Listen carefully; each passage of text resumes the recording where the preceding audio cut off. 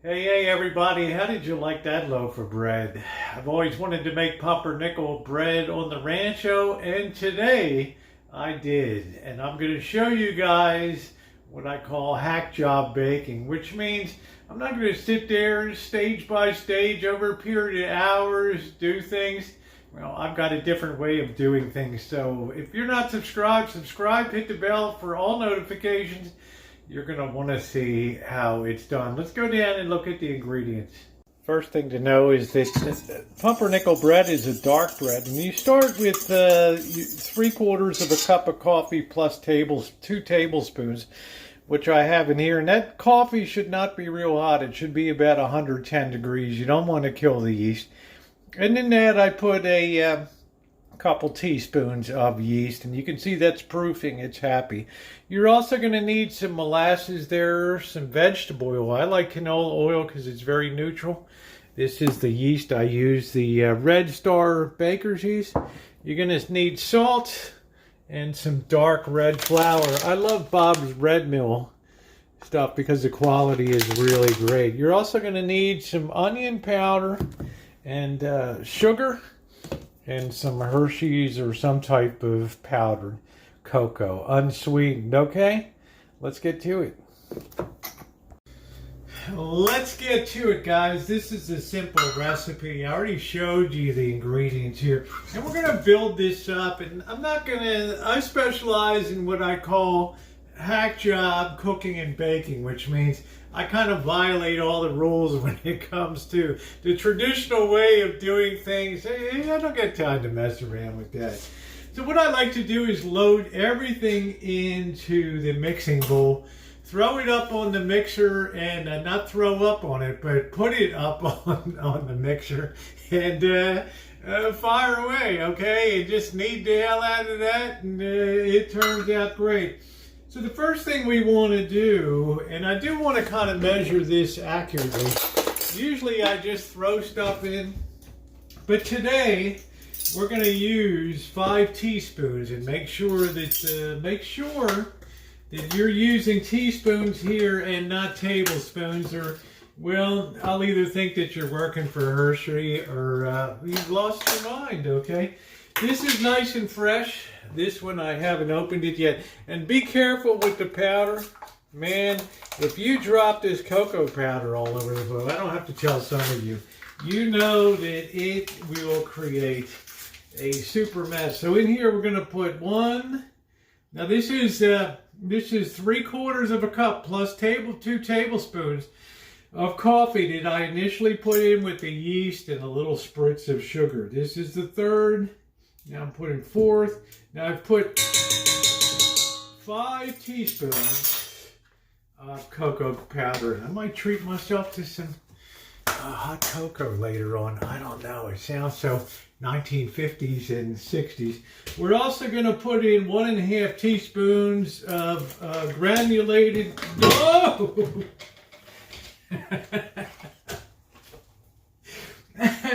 Slow down, slow down. 1½ teaspoons of granulated sugar, which has now been added. There is a little sweetness to it. We're going to put 1½ teaspoons of salt. Now, I don't encourage you. I'm so used to baking and everything else that I pretty much know on site what the proper amount should be. 3/4 of a teaspoon of onion powder.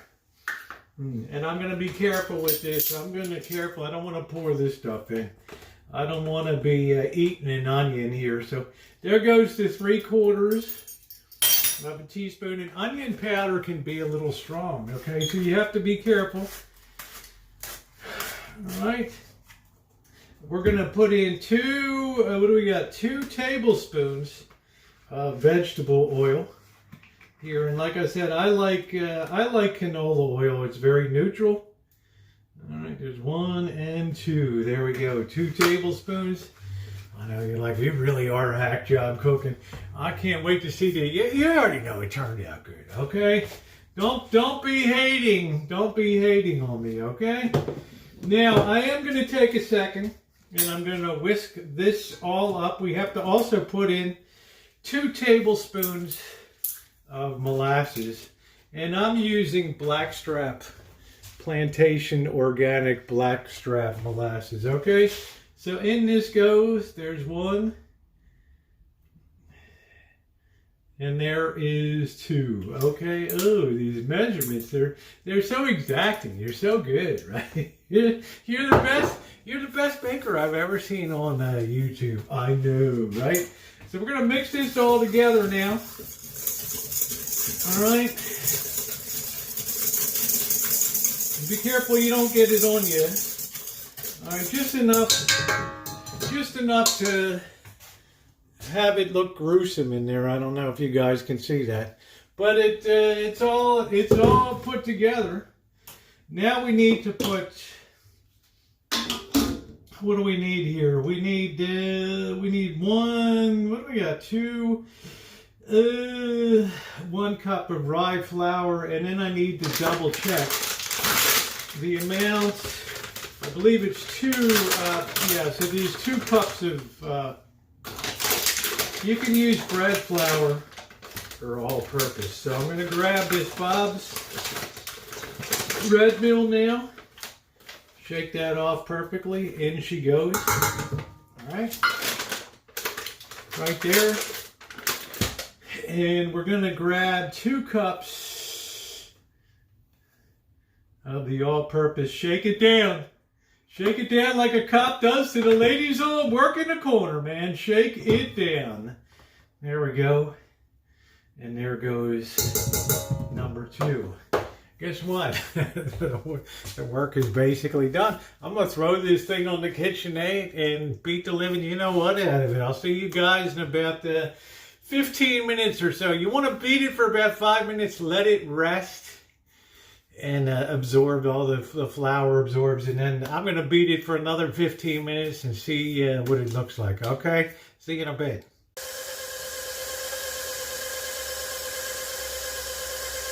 It's all come together nicely. I went ahead and added another tablespoon of coffee there just to aid it, and lukewarm coffee just to aid it in coming together.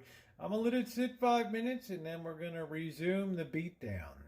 Your mixer is gonna work really hard, or your arms are, because this is always going to be a pretty stiff dough. Okay, so it's always going to be a lot of effort on the part of your mixer. So make sure you have a good one.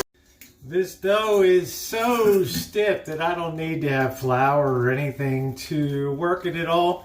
I'm going to just form it into a ball for its initial rise, and then we'll be worried about forming it so it makes a good loaf once it's risen. So this is going to take about I would say maybe 2 hours. This is a very stiff dough, 2.5 hours. So you don't have to wait around. Right? What are General Hospital's on?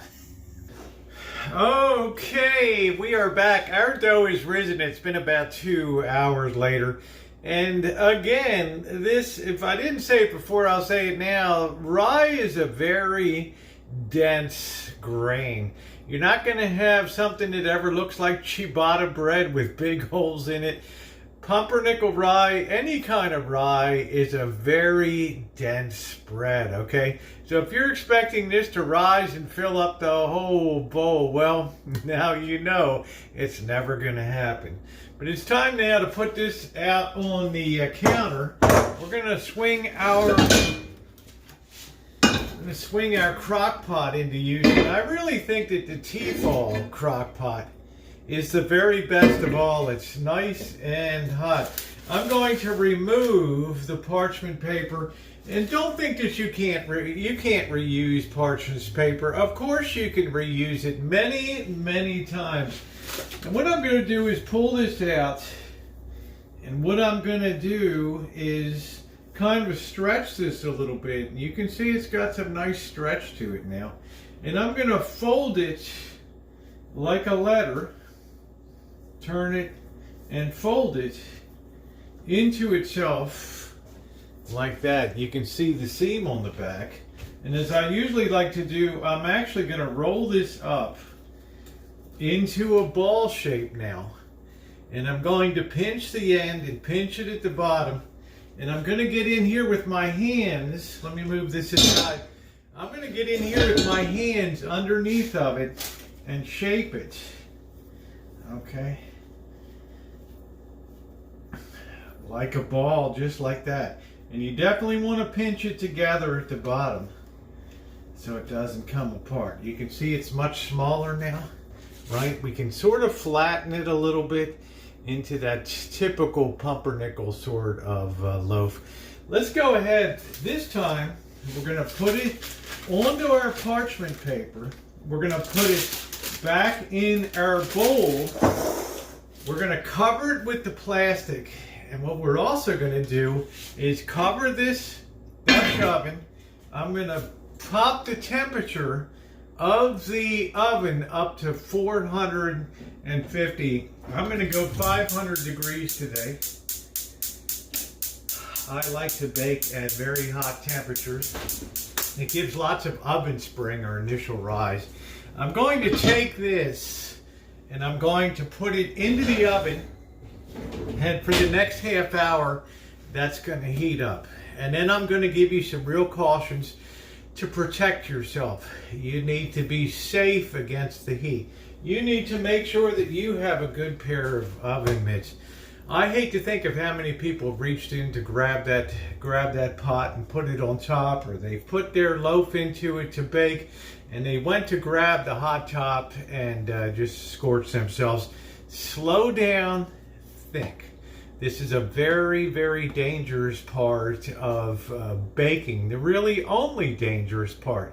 So you want to be careful and you want to think carefully. Okay, that's heating up. I'm going to set the timer, I think for about, I'm going to let this rise for about 45 minutes, and then we're going to drop it. We're going to pull our Tefal Dutch oven out, sit it carefully here on a rack, take the lid off with the glove, lift this up and put it into the Dutch oven. And then we're going to get the glove on, put the top back on, get both gloves on actually, and put it in the oven for an initial half hour. Okay, so, all right, I'll see you in about 45 minutes. All right, ladies and gentlemen, it is go time. It is go time. I'm going to take this. It's been sitting on top of the warm stove rising. I'm going to be very careful to remove the plastic. Okay, you don't want that going into your Dutch oven. Okay, I'm now going to sit this over here, and I'm going to take a very sharp knife. The French call it a lame. I don't have a lame. It's like a razor blade on a stick. But I'm going to score this so that this rye bread has some relief lines as the heat hits it and the yeast expands. And I'll show you what I mean.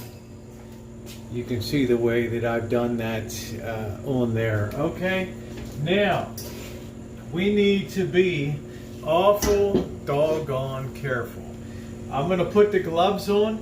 I'm going to remove the Dutch oven and I'm going to sit it right here. Then I'm going to remove the lid and I'm going to sit it on this rack, okay?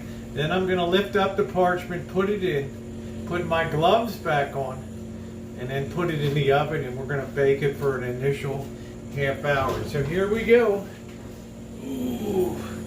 All right, Dutch oven is out. Take off lid, lift up parchment paper. Down the bread goes, push back the edges really fast, put the lid on, in the oven she goes. I'll see you guys in a half hour. Okay, we'll take an initial little peek. Now's the time we want to be real careful. We want to remove the Dutch oven and we want to get the lid off of it. It'll give it a chance to get a little peek. I've got, I can set the Dutch oven up here, and then to the left I have a rack that I can set the lid on. So let's be careful, wear our gloves, okay? There it is. And let's take an initial look. Oh wow, look at that there. that's looking pretty righteous, wouldn't you say? Now we want to go ahead, stick it back in the oven uncovered for about 20 minutes or so, okay? Set your timer. That's really cool looking, isn't it? I'll see you guys in 20 minutes. Are you still with me? Let's turn off the oven here. We're going to let the ambient heat kind of warm up the kitchen here. It's a little windy and chilly today. Oven's off. Let's go ahead and pull it out. And let's lift. Let's carefully lift our bread out here. I can actually grab it. I'm going to put my glove back on. And I'm going to push the Dutch oven to the side here so I'm not tempted to just accidentally lay my hands on it and get myself a terrific burn. Pull you down the counter side here and we'll take a final look at the finished product, and I have to say it looks pretty doggone good. And there she is. I can't wait till tomorrow to start enjoying this with a little bit of ham, maybe some salami. It should really, really be excellent.